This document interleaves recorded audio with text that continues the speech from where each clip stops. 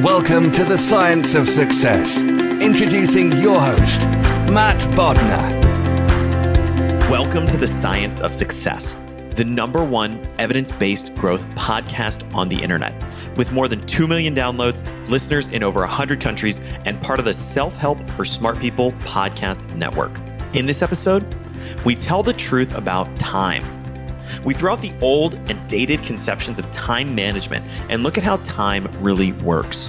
We explore the fundamental way you must flip your approach to time so that you can focus on what really matters in life.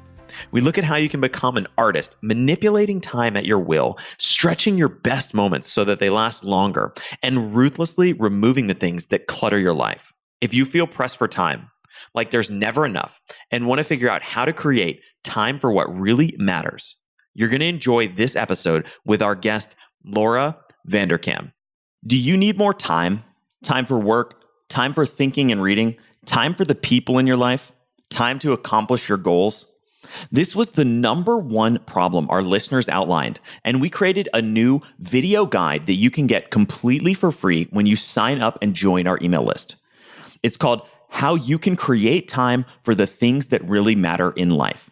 You can get it completely for free when you sign up and join the email list at successpodcast.com.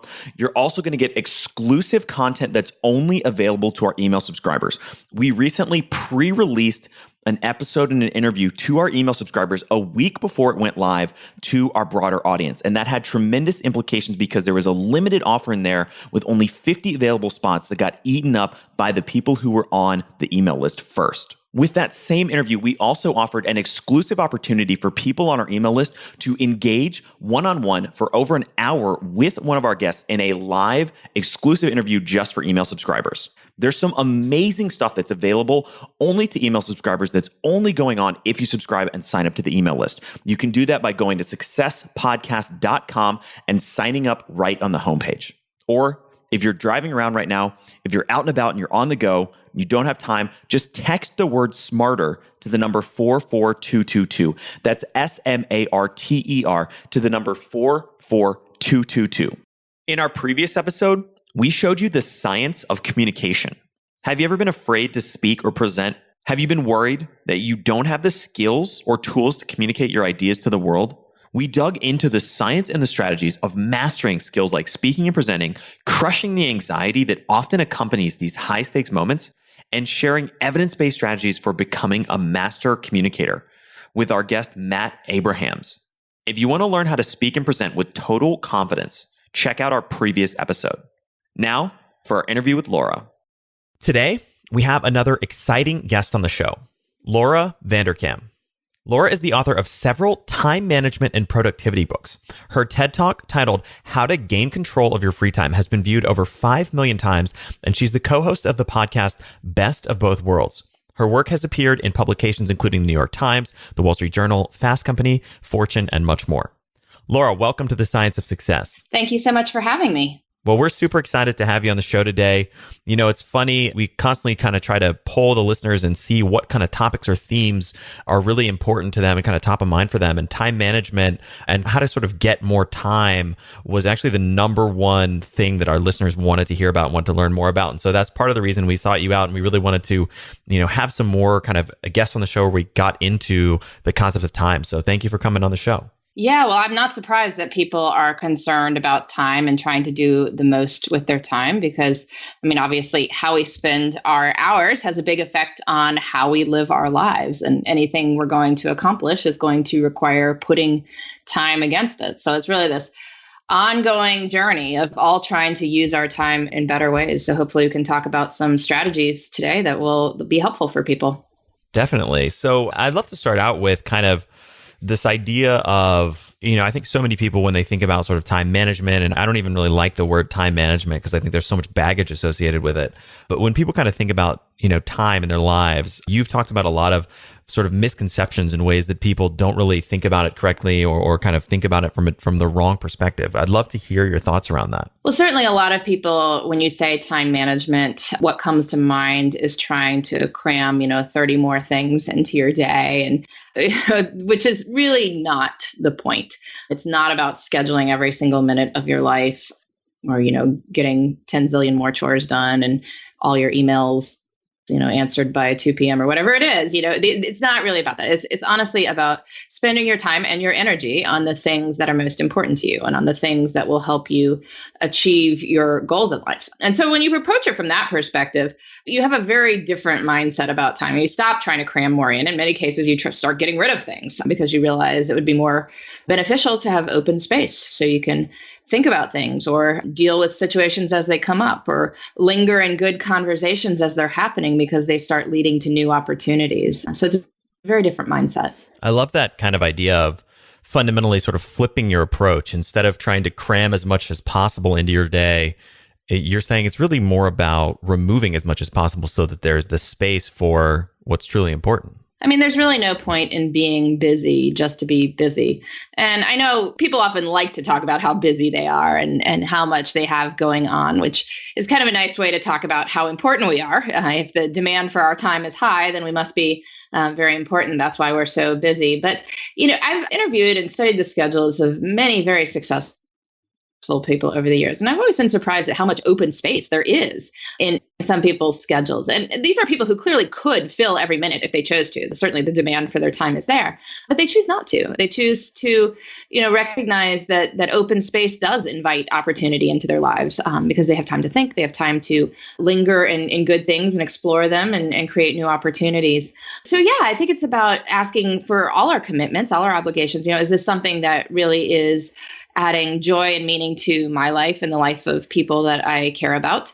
And if so, great, double down on that. And if not, maybe time to figure out how to scale it down or get rid of it over, the next few months. Well, I think you touched on something that I'd love to dig into a little bit more, which is this idea that, and I know you've done a lot of work around kind of studying really successful people, learning from them and seeing at a really granular level kind of how they spend and allocate their time. I'd love to kind of unpack that a little bit more and hear more about, what some of the sort of surprising conclusions or results were from that work. Yeah, so I've done a couple different time diary projects. For a book that came out a few years ago, I looked specifically at professional women who are also raising families, to look at how they spent their time. I recently wrote a book called Off the Clock that involved looking at a day in the life of 900 busy people with, full-time jobs, other things going on in their personal lives, had them track their time for a day, ask them questions about how they felt about their time. So I could look at what the differences were in people's schedules between, people who felt relaxed about time, people who felt time was abundant, with equivalently busy people who felt like time was getting away from them. It was scarce. They were starved for time. And I found a couple of interesting things. First, that the people who felt most relaxed about their time were highly likely to plan what I call mini adventures into their lives. That, I had people track just a normal March Monday, and the people with the most abundant perspective on time were doing things like going to salsa dancing lessons at night, or going to a big band concert, or going to a movie on a Monday night.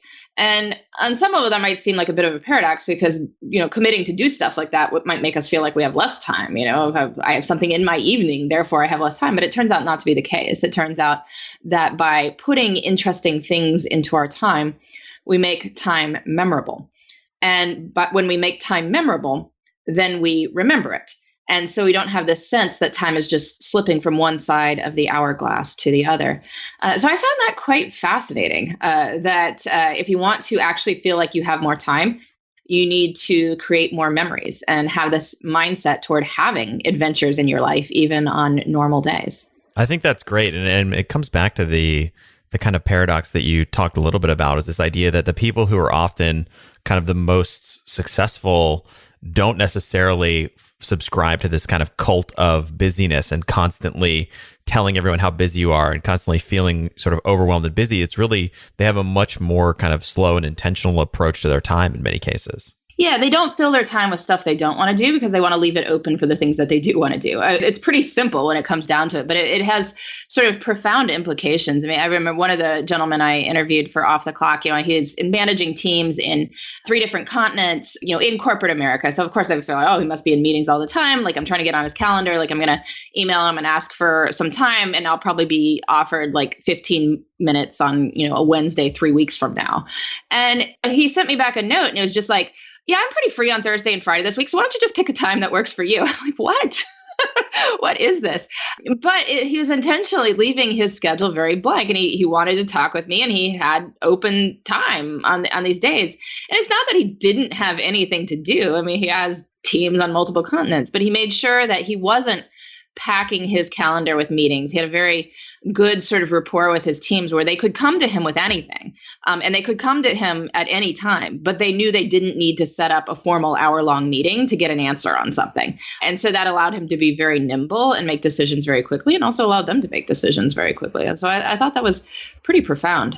So for somebody who's kind of caught up in this, the sort of reactionary state of constantly feeling busy and feeling overwhelmed, how can they start to kind of open up to this new approach, or this new perspective around thinking about time differently? So whenever anyone wants to spend their time better, I always suggest that they first try to figure out where their time is really going now. And this is another one of those paradoxes. Like, I'm not saying, oh, people should feel relaxed and off the clock, but I want you to know exactly where your time goes. We have to pay attention to the clock first before we can start feeling off the clock. Because one of the reasons people feel so overwhelmed and busy is they actually don't know where all their time is going. And so they don't know, am I spending enough time on the things that are important to me? Or maybe I'm skimping in this area, or I'm spending too much time in this area. But if you don't know for sure, it can become this source of anxiety and stress. So I have people track their time for a week. It's not as difficult as it sounds. I know probably some people are like, oh, no, not that. But, I use a spreadsheet. I've actually been tracking my time for a little over 3 years continuously now, which nobody else needs to do that. I want to be very clear. I'm not expecting anyone else to track their time for 3 years, but just a week gives a very good perspective on your life and where your time really goes. I just use a pretty simple spreadsheet that's got, half-hour blocks along the left, days of the week along the top. So there's 168 hours in a week. So there's 336 cells on this particular spreadsheet. And I just write down what I'm doing, check in like 3 times a day, fill in roughly what I've done since the last time I checked in. So it takes about 3 minutes a day, which is, the same amount of time I spend brushing my teeth. So not a huge commitment. And yeah, just look at it at the end and, add it up. See, well, how much time are you working, for instance, or how much time are you spending in the car? How much time are you sleeping? How much sort of your TV time or exercise time or volunteering time or friend time or family time, whatever it is that you happen to do with yourself. And then when you look at the categories, you can kind of decide, well, does this seem right? How do I feel about this? And the fascinating things is people have all kinds of stories they tell themselves about where the time goes, which may not be true. We have a tendency to view our sort of weeks where we're working the longest hours as typical. So in our minds, we're like, oh, well, I was at the office until 9 p.m. on Wednesday. Therefore, I'm working, always 12-hour days. And if I think of 5 days a week, that's 60 hours. And I'm working on weekends too sometimes, so doing things. And so it must be like 70 hours a week. But it turns out like every other day you weren't there until 9 p.m. and there were breaks during the day. And Friday you came in late and left quite early. And those weekend email checks only added up to an hour, even though it felt like more than that. And the number will come out to like 48 hours. And people are like, wait, what, 48 hours? That's a very different number than 70. But that's what happens. Or people tend to remember their shortest night as typical because, again, it really stinks to not sleep. And so we tend to remember the night where we didn't sleep, and that stands out in our minds. But, I found looking at people's time logs, the vast majority of people sleep more than 7 hours per day when you average it over the whole week. Even, very high earning people, successful people, people with a lot of responsibility, people with young kids. We have people on listening to the podcast in that situation. Even so, it does tend to add up over the week. Not for everybody, but for the vast majority of people. So, often looking at our time logs, we can get a better sort of sense that's not in this, story of overwhelm, this narrative of catastrophe. And when we step back from that and just look at the numbers, then we can decide, well, actually, I am spending a little bit more time in the car than I'd like. Are there ways I could scale that down? Or, I'm doing more errands than I'd like. Are there ways we could start ordering stuff online? Or, I seem to be at work longer than I wish to be because I get really distracted in the middle of the afternoon, go down some internet rabbit hole. And if I maybe figured out how to manage my energy and take real breaks, then I could actually focus for the afternoon. Maybe I could get out at a reasonable hour. So lots of things you can discover. It's so true. The mind, and we talk about this all the time on the show. And actually, our very first episode ever of The Science of Success was called The Biological Limits of the Human Mind. And, the mind is such an inaccurate tool. Sometimes there's so many kind of biases and shortcuts, et cetera. Often our own perceptions of the way things are, even about our own lives, are really inaccurate. And it's not until we kind of measure them that we can really get a true picture of what's really happening. Yeah. And I mean, I talk about this all the time, and yet I do it myself. And so that was certainly one of the things I discovered when I started tracking my time continuously. I had this idea that I worked, 50 hours a week because I had tracked my time for a few weeks here and there over the years. And I'd always worked about 50 hours a week during those weeks. And then I started tracking my time continuously. And I realized that in the past, I had chosen very specific weeks to track, namely the weeks when I was working 50 hours a week, because I had in my mind, that was who I am. I'm this professional working long hours, and, I want to show these weeks to the world that show that. And when I tracked my time continuously, I couldn't do that. And I found that the average was a lot closer to 40, which is a different number than 50. So 10 hours that, now I need to account for. Where are they going? I don't know. But I found out. But, it's you need to track your time to start getting that data. And I found, this is kind of getting deeper down the rabbit hole, but in talking kind of back to this importance of measurement, one of the things that I've taken some time to do for myself is kind of map out what an ideal day would look like for like a 24-hour cycle, and basically say every hour, how do I want to allocate and be spending that time? And then started kind of measuring that against not only sort of what my actual days looked like and how I was spending those hours, but even kind of spot checking or looking at certain items like, for example, like flagging how many hours a week do I spend in meetings, and going back through my calendar for like a month or two and tracking, okay, every week I had, 15 hours this week, 22 hours this week, all that kind of stuff. And starting to see, whether it's meetings or time wasted, browsing on my phone or like different kind of core, like almost like red flag items, finding those opportunities. It's like, hey, maybe if I tweak this thing and set more of like a budget for how much time I'm going to spend on these activities, suddenly you can really start to free up, hours a week that you didn't realize were getting kind of wasted down a certain rabbit hole or sucked into a certain activity.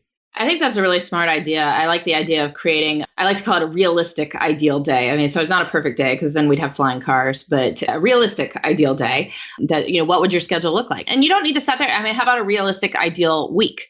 Because again, a week is the cycle of life as you live it. And so, when you're thinking of that ideal day, you're often picturing, say, a work day, but we have weekends as well. And we should think about them, because being intentional about our weekends is a great way to sort of maximize our fun, leisurely, enjoyable time and make sure we're spending that in ways that are rejuvenating to ourselves as opposed to, just spending the whole weekend on chores and errands or else attempting to do nothing. And yet the nothing turns into stuff that we didn't really want to do. And so you hit Monday not feeling so great about it. And I know you wrote about kind of some of these strategies for, as you called it, sort of making life memorable, and the idea of sort of not filling time and lingering. I'd love to dig into that a little bit more and maybe talk about how we can savor some of the the finer moments of life. Yeah. So, I mean, one of the things about time is it does keep passing, but we can learn how to make some of the good moments pass as slowly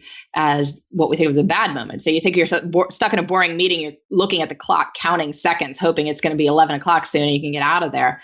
That time seems to pass really slowly. And, yet good moments seem to often go by very quickly. So the question is, can we become sort of better stewards of time, more artists manipulating time by really lingering in these good moments and trying to stretch them. And there's turns out to be a couple techniques that really work. I found some research on this.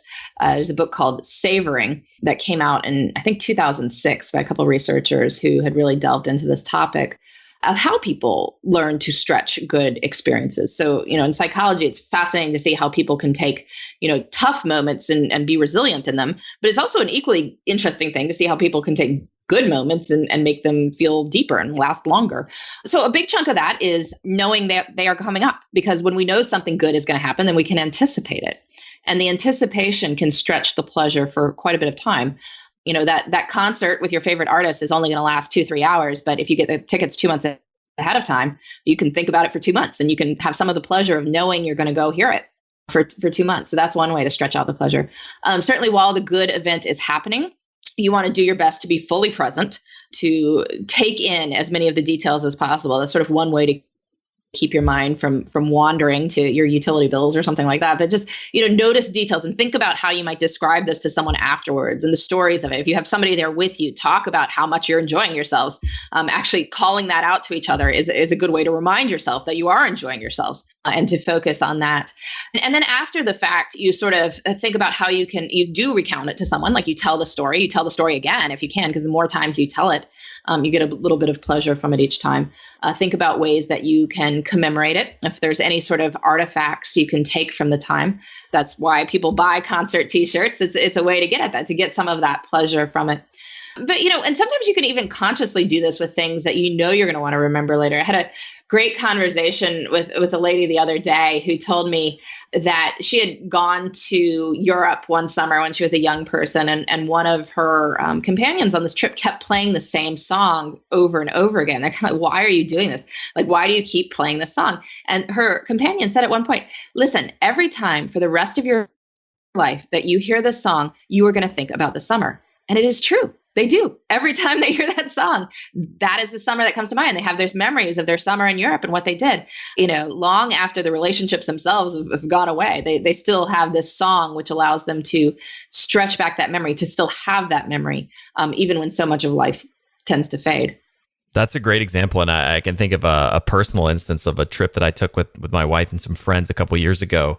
And we were all obsessed with this one song. We played it over and over and over again. And now every time we're together and we hear it, we all think back to that trip, and it's sort of encoded to that memory.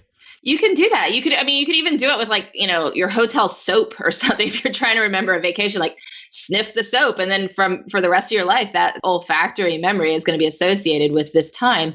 And so having those artifacts is what tends to unlock this and allows us to relive. And the more memories you have of a unit of time, the more time seems to expand. That's how our brain judges how much time we have, is how many memory units we have formed. If you think about the first day of a vacation, it tends to seem very long if you're traveling somewhere exotic, because your brain has no idea what it needs to know. So it's sort of remembering everything that you encounter. And that can make that day seem very, very long. So the question is, well, can you do that in normal life too, right? Can you have new experiences, novel experiences? Can you plan in things that will be memorable? Because then you will remember those days. I want to come back to kind of getting back to the concept more broadly of how we conceive of time. And I know you've shared or talked kind of a phrase about the idea that time is highly elastic. I'd love to incorporate that into kind of the conversation we've already been having and explain that topic a little bit more. Yeah. So, time is what it is, but I always say that time stretches to accommodate what we need or want to put into it. And in my TED Talk, you mentioned in the intro, I tell a story of a lady who tracked her time for me. Very, very busy, many things going on in her life, but she goes out for a Wednesday night for something. She comes home and finds that her water heater has broken. And so there's water all over her basement. So she obviously has to deal with this. She did the immediate aftermath that night, and the plumbers and the cleaning crew, because her carpet's all destroyed and everything. And all this is being recorded on the time log for the week, and it winds up taking about 7 hours of her week. And if you think about a lot of time management literature that is out there, it's all structured along these ideas of, we're going to help our readers, our viewers, our listeners find an extra hour in the day. We're going to shave bits of time off everyday activities, add it up. We'll have time for the good stuff. We're going to find an extra hour in the day. Well, if you think about it, finding 7 hours in a week to deal with this water heater explosion is like finding an extra hour in the day. But, obviously, if she'd been thinking at the start of the week, let me find 7 hours to train for a triathlon. I think most of us, she would have not been able to find the 7 hours to do that. But then when she had to find 7 hours, because there's water everywhere, she finds 7 hours. And so really, what this gets at is that time is elastic. It's not that she had a magical 7 hours somewhere. It's that when something was important enough to her, when it was, getting water all over her basement, she had to deal with it. And so she found the 7 hours. And really the key to time management in general is treating whatever is important to us as the equivalent of this broken water heater. We decide that we are going to get to it. We are going to make the time in our lives, in our busy lives, for it. And, if you sort of a less extreme example, but you might see this all the time. If you've ever picked up a real page turner of a book or started a real, binge-worthy series, it is somewhat magical how you find extra time to read the next few pages or to watch the next episode. Like, where did that time come from? Well, what it is that you had something you really wanted to do with it. And so you made the time. Time is very elastic. It will stretch to accommodate what you decide to put into it. So make sure that you are putting the important stuff in first, and everything else will kind of fit around that. And I think this kind of hints at, or not even hints, but really kind of gets at the core of one of my favorite quotes, which is, there's no such thing as lack of time. There's only lack of priorities. Yeah, that's like a similar version of this. A very busy woman I once interviewed put it to me like, I never say I don't have time to do X, Y, or Z. I don't do X, Y, or Z because it's not a priority. That basically I don't have time means it's not a priority, which is true. If you think about it, I mean, whatever it is you're saying is not a priority. It's not, that you don't have time for. Like, if somebody offered to pay you $100,000 to do it, like, it would probably become a priority. So if you think about it that way, whatever it is, like, you'd probably do it. You'd find the time. Obviously, that's not going to happen for most things, but putting it that way can help us see the reality of this. That in most cases, if it's not a priority, we're choosing not to do it.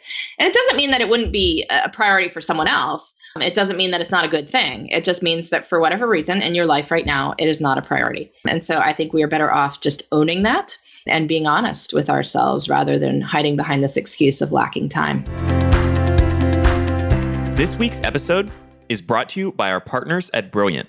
Brilliant is a math and science enrichment learning tool. You can learn concepts by solving fascinating, challenging problems. Brilliant explores probability, computer science, machine learning, the physics of everyday life, complex algebra, and much more. They do this with addictive, interactive experiences that are enjoyed by over 5 million students, professionals, and enthusiasts around the world. But one of the coolest things that I really also like about Brilliant is that they have these learning principles. And two of them in particular really kind of stick out to me as powerful and important principles. One of them is that learning is curiosity driven. And if you look at some of the most prolific thinkers and learners in history, people like Leonardo da Vinci, Albert Einstein, they were incredibly curious individuals, just really, really curious. And it's so great to see that one of their learning principles is this principle of curiosity. Another one of Brilliant's learning principles that's absolutely critical is that learning needs to allow for failure. And if you look at Carol Dweck, if you look at the research behind mindset, this is one of the cornerstones of psychology research. You have to be able to fail to learn and improve. You have to be able to acknowledge your weaknesses. You have to be able to push yourself into a place where it's okay to make mistakes. And these learning principles form the cornerstone of the foundation of Brilliant. It's such a great platform. I highly recommend checking it out. You can do that by going to brilliant.org/science of success. I'm a huge fan of STEM learning, and that's why I'm so excited that Brilliant is sponsoring this episode. They've been a sponsor of the show for a long time, and there's a reason. They make learning math and science fun and engaging and exciting. You can get started today with Brilliant by going to brilliant.org/science of success. That's brilliant.org/science of success. If you've been enjoying our weekly Riddles in Mindset Monday, we're also collaborating with Brilliant to bring some awesome and exciting riddles to our Mindset Monday email list. I think many people's lives, they never even sort of pause to take 10 seconds and consider what their priorities actually are and kind of end up almost like a pinball, just sort of bouncing between commitment, reaction. How do we start to kind of break out of that?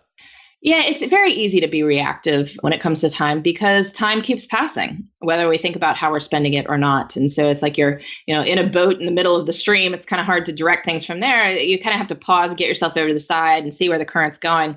And the people who manage to do that are the people who feel like they have a better control of their time and their schedule and where their lives are going. In this time diary study I did for Off the Clock, I found that people who had the highest time perception scores were also the most likely to engage in what I called reflective activities. So that's things like journaling or meditating or praying, just sort of these things that have you step back from your life and think about your life. And so the people with the highest time perception scores did these on average pretty much every other day. The people with the lowest time perception scores, at least half never did it. like never did those things. And again, these are all equivalently busy people. These are all people who are working full time, are all sort of working within a range of hours. They're pretty normal, all have commitments in their personal lives. It doesn't take much time to write in a journal or meditate. You can do it in 5 minutes. And in fact, the people with low time perception scores spent more time watching TV or on social media. So again, they had leisure time. They were just not spending it in ways that allowed them to think and reflect on their lives. So if you do want to feel like you have more time, you might try, and those little bits of time, we all have when you're waiting for a phone call to start, you're waiting for the bus, something like that. Instead of picking up your phone and deleting email or looking at headlines or looking at social media, you might try just thinking about your life or writing in a journal, meditating, any of those things.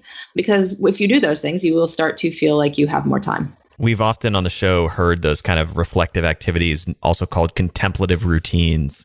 And there's a lot of science around kind of how powerful those are in shaping, your priorities and your ability to sort of step back and really determine what the most important things to focus on in life are. Yeah, I'm sure there's, whatever you want to call them, but the science is pretty good on it. It makes sense, right? And, I think the key thing for people is it doesn't have to be, the hour-long session. You don't have to go off on the, silent retreat for 3 days. It's really about just taking these little bits of time and choosing to do something other than, being on email, not really doing anything productive, but thinking we are. Because what happens is people have leisure time, but then we tend to chop it up with these phone checks. And, I found that the people who had the highest time perception scores checked their phones about half as frequently as the people who had the lowest time perception scores.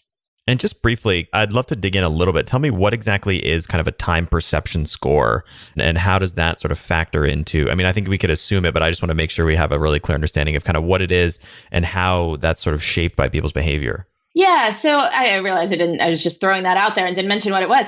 But when I had people track their time for a day, these 900 people, and then I asked them, it was like 13 questions that was getting at various aspects of time perception. So like yesterday, I felt present rather than distracted, or generally in life, I have time for the things that are important to me, or yesterday, I spent time on things that made me happy, generally make time for people who are important to me. Just all these different things that, we're getting at feeling like you had enough time, right?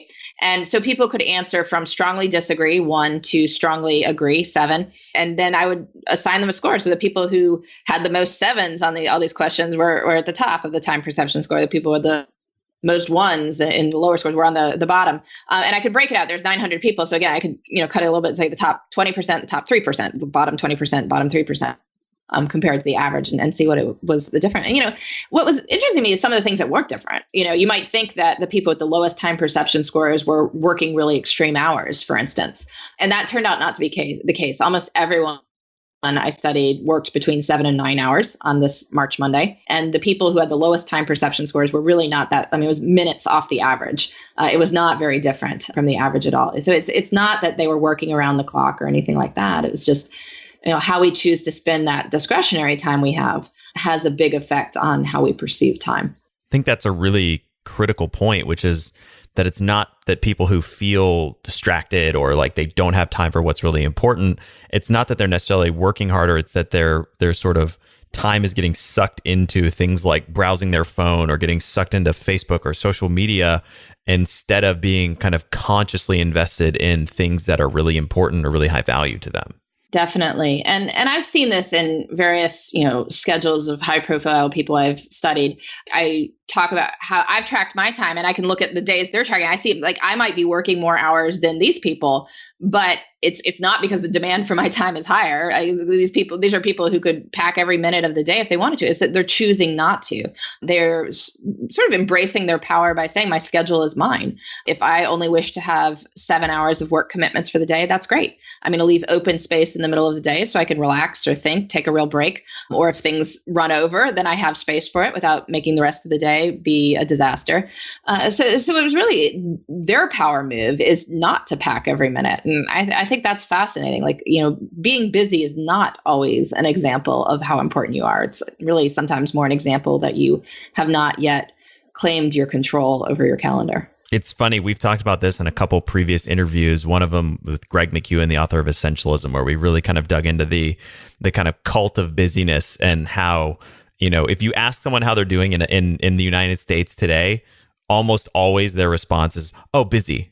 busy, good, Not busy. fine, busy, which is fascinating, right? And, it's so funny because we get kind of caught up in that sort of self-importance of busyness. But ever since really kind of starting to go down this rabbit hole of time management and using contemplative routines to sort of determine the most important things to focus on, not only have I tried to not tell people that I'm busy, but I also, when someone says that they're busy, I almost view that as a marker that they haven't really invested the time in these kind of reflective activities to cultivate actual control over their time. Yeah. And if they did, I think they'd get a very different perspective. So hopefully people listening to this will take that to heart. So I want to get into some of the kind of specific tactics and strategies for implementing some of these ideas and themes. Specifically, I know we kind of touched on, and you talked a little bit about kind of this idea of a time log or a time diary. I'd love to learn a little bit more about how listeners could kind of concretely implement that. Yeah, tracking your time doesn't have to be very complicated. I use a very simple spreadsheet. People want to come to my website. It's just my name, lauravanderkam.com. You can get emailed one there. You can make your own. It's really just Excel.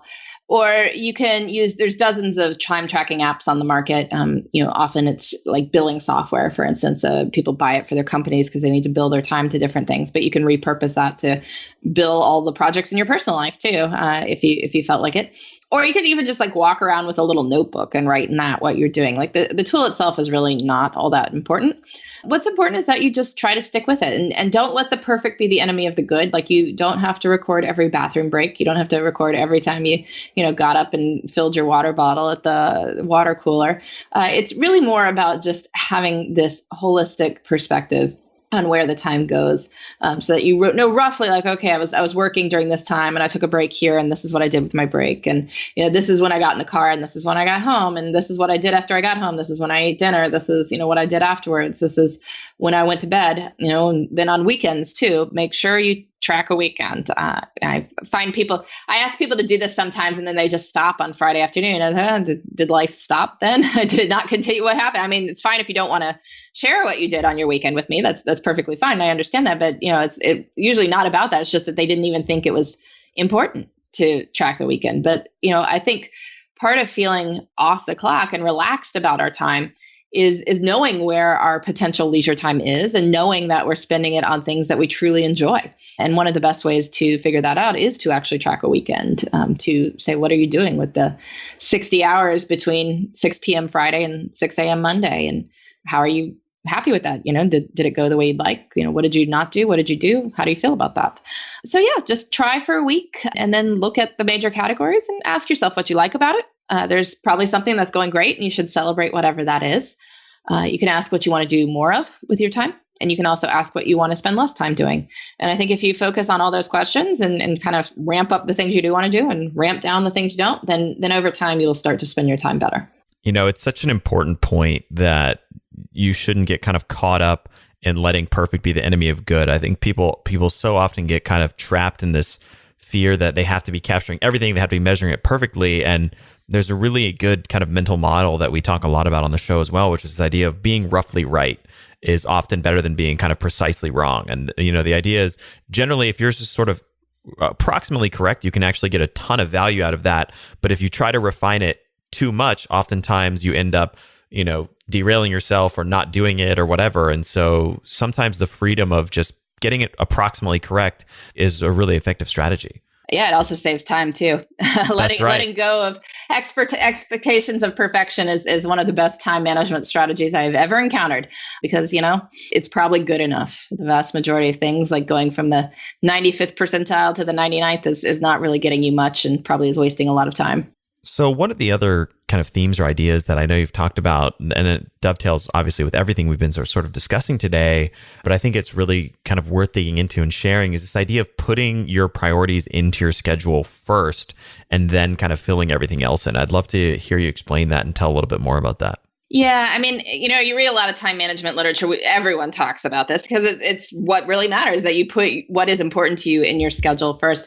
And, some people go as far as like, why would we even bother making a to-do list if it doesn't have a time attached to it?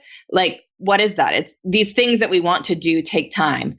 Our time is represented by a calendar. Like we only have so much time. If it doesn't have an assigned time, it can't happen. So better to think about the assigned time for these tasks that you're deciding to do, as opposed to just listing them and hoping that they will happen at some point. I try to put important stuff in my schedule first by planning my weeks before I'm in them. I try to do this on Friday afternoon, which is something I actually picked up from David Allen, productivity expert I'm sure many of your listeners are familiar with. But he said a lot of his clients were planning their weeks and sort of doing their weekly review on Friday afternoon. So what I do is I make a 3-category list for the week ahead: career, relationships, and self. And the reason to have a 3-category priority list is it will nudge you to put something in all 3 categories. Like, it's pretty hard to make a 3-category list and then leave one of the categories blank. That's just not how people tend to make lists. So it's a little trick right there to nudge you to have a more balanced life. But just a short list, you can put 2 to 3 items in each, probably not more than, 8, 10. If it's more than 10, they're not really priorities. Then it's just like your laundry list of everything you need to do.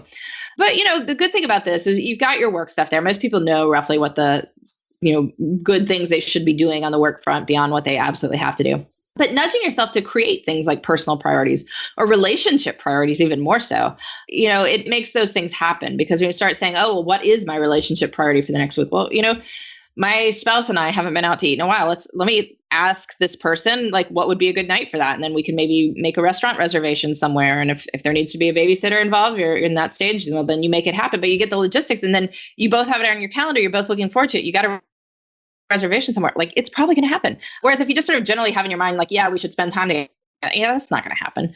Or getting together with friends. Many of the people who are happiest about their time, who have high time perception scores in my studies, are the people who spent the most time with friends, because they are the people who make us feel like time is good. Like we have time for the things we want to do.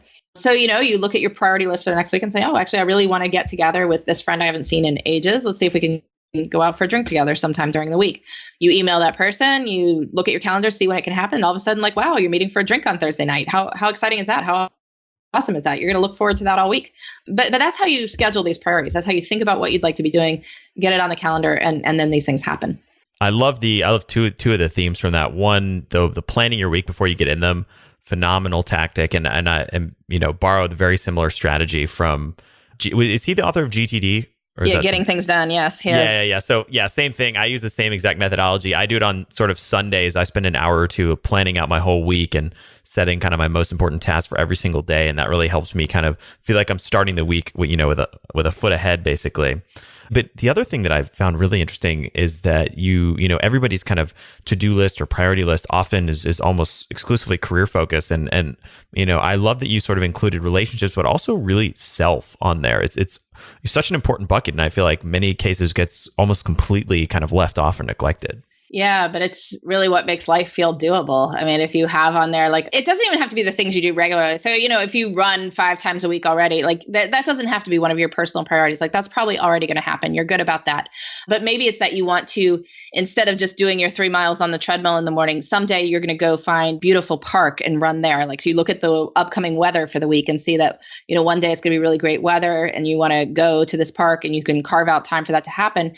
Wow, you're going to have a great run. You're going to look forward to it. You're going to enjoy it. You're going to think about it afterwards. So something like that could go in there, or time for a hobby perhaps, or even reading 100 pages in a novel that has been sitting on your bedside stand for the last 6 months. That could be a personal priority that you want to get through to the next week. But yeah, elevating these things to the same status as your work priority list, your work to-do list, just massively increases the chances that they happen. And it treats them with the importance that these things deserve, because they are important. This is an important part of life. Life isn't just work. Work is a wonderful part of life. Hopefully, work is a very enjoyable, meaningful, fulfilling part of life, but it tends not to be the only thing. And so treating ourselves and our relationships with as important as well, it can really make us feel like whole people. I want to jump into another kind of tactic that I've heard you share that I think is really impactful, and I wanted to kind of share with the audience, which is this idea of writing your sort of next year's review, or writing your next year's sort of family letter. Yeah, so this is a way to start thinking about your goals, but putting your goals into kind of a near term thing, like the next 6 to 12 months. So, one way you can think about this is writing your own year in performance review, either for the end of this year, or if you're, listening to this sort of at the end of the year, maybe think about the next calendar year. But, say, like, let's say it's been an amazing year for you professionally, and you're giving yourself this performance review that's making you like pop the champagne corks because it's been so awesome. Like, what 3 things would you have done professionally in the course of the year that would make it so amazing? So you think about what these goals would be, these things you would write in a prospective performance review, because those are the things that made an amazing year professionally. So those are really your top career goals. You can do this in your personal life too. You think about what you might write in a holiday letter. If you have listeners who are young enough who've never gotten one of these, really ridiculous missives that people mail out around the holidays, you just think about yourself being at like a holiday party in December, and you're telling your friends and family what you did in your personal life that mattered to you in the course of the year. So you can look forward to December and think about, well, what would these things be? Like, if this were to be a really amazing year, like the sort of year that I'm just on fire at this party telling people about, like, what would those 3 things be? Maybe it's the year that you took the extended family trip to Ireland, or the year you ran that 10K, or the year you joined a choir or did a community theater production, or whatever it is. But like, what would be so cool in your personal life that you would really just want to tell people about it at this party? And so like, list 3 things. And now between the prospective performance review and this holiday party chit chat, you have 6 top goals. These are 6 top priorities for the next, 6 to 12 months, whatever time of the year it happens to be.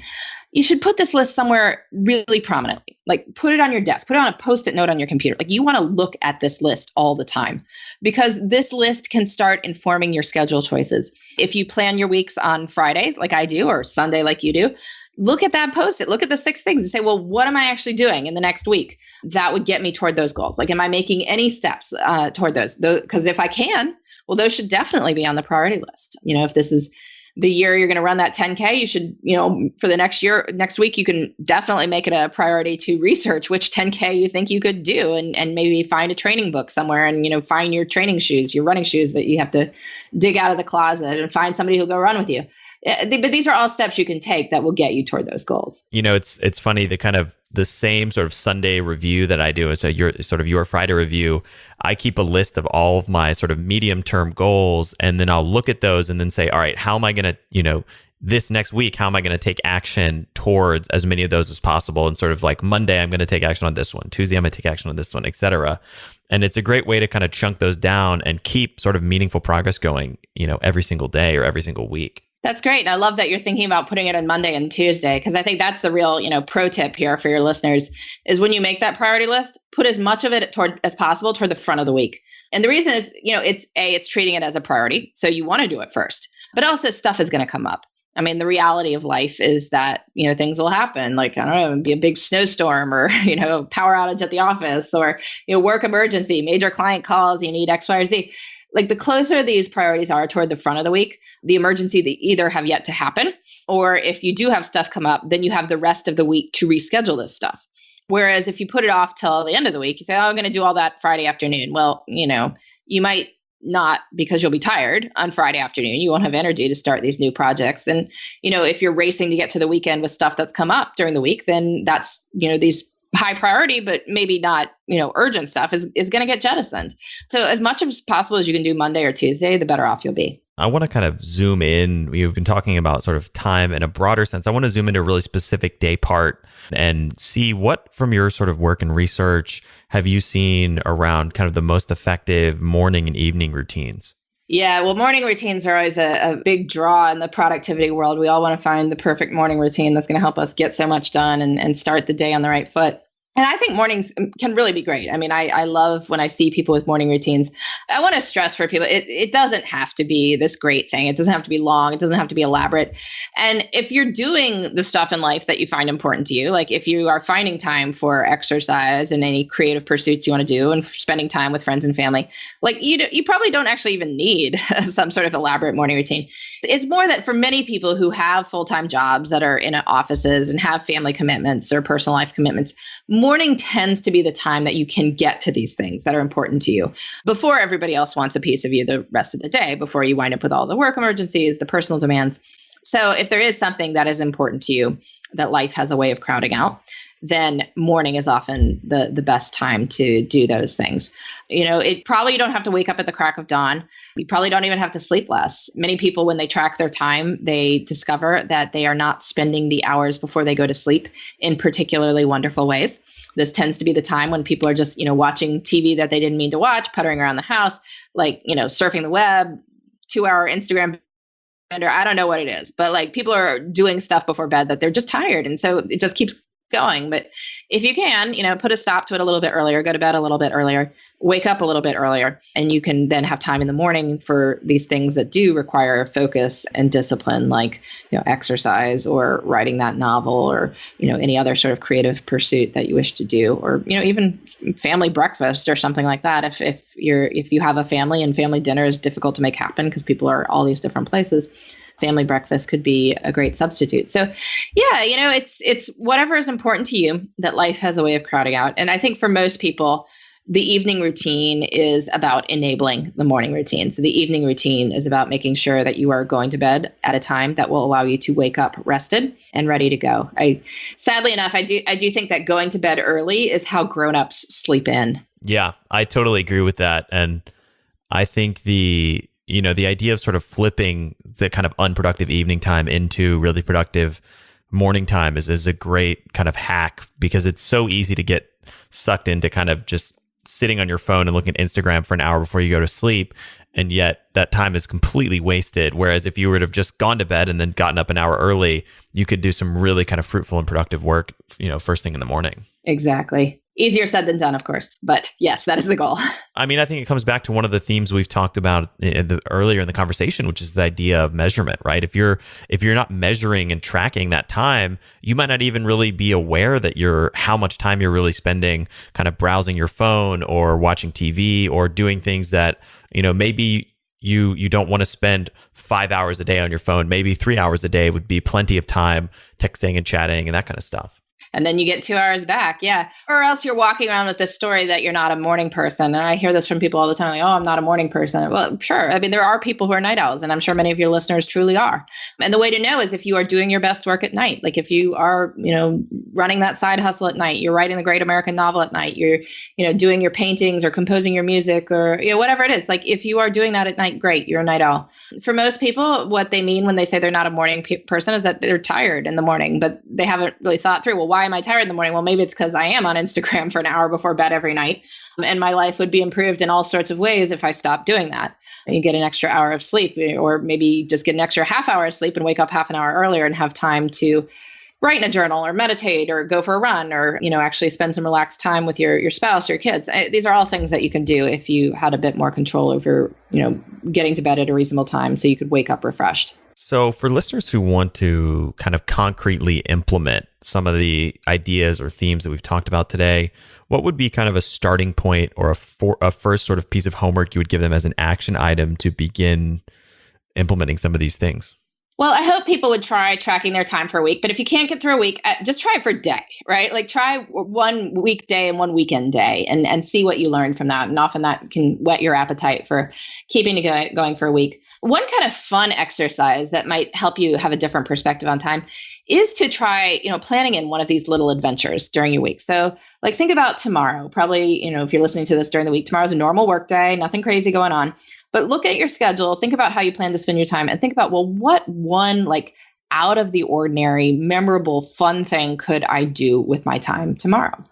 And it doesn't have to be elaborate. I mean, it could be that, you take a colleague you've been meaning to chat with and the two of you go to a new restaurant that opened up down the street. Or maybe, you're working closely with a team, you all know each other pretty well. You decide to go to a park for that meeting instead of sitting in your conference room.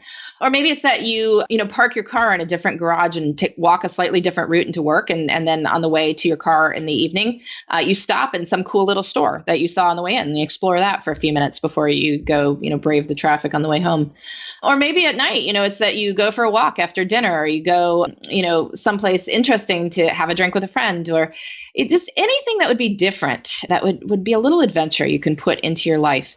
Think about what that might be and make that happen for tomorrow. And I promise you that you will remember the day a little bit better. And it will also make you feel like you have have more time, mostly because you start to see yourself as the kind of person who has the time to do these adventures. And it's really all about the mental game. It's all about time is how we perceive it. And we do all have the same amount of time, and time doesn't stop for anyone. But we can do so many things with our amazing brains to change our interaction with it, and that will change our perception of it. And for listeners who want to learn more, who want to find you and your work online, what is the best place for them to do that? Well, you can come visit my website, which is lauravanderkam.com. I'm one of those old school people who's still blogging 4 times a week. I guess I never left 2007, but I enjoy it still. If you've listened to all your episodes of The Science of Success and you're looking for other podcasts, I run one called The Best of Both Worlds with my co-host, Sarah Hart Unger. I also hope some of your listeners will check out the book that just came out, Off the Clock, Feel Less Busy While Getting More Done.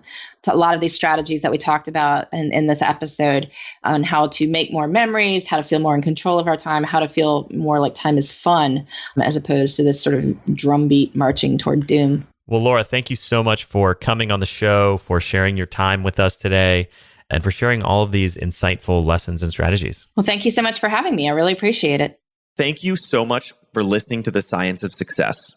We created this show to help you, our listeners, master evidence-based growth. I love hearing from listeners. If you want to reach out, share your story, or just say hi, shoot me an email. My email is matt@successpodcast.com.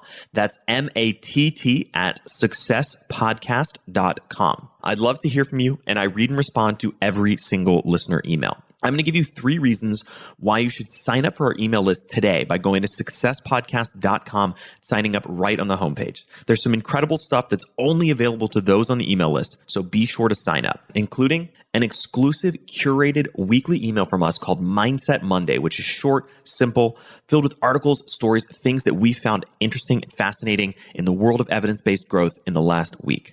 Next, you're getting an exclusive chance to shape the show, including voting on guests, submitting your own personal questions that we'll ask guests on air, and much more.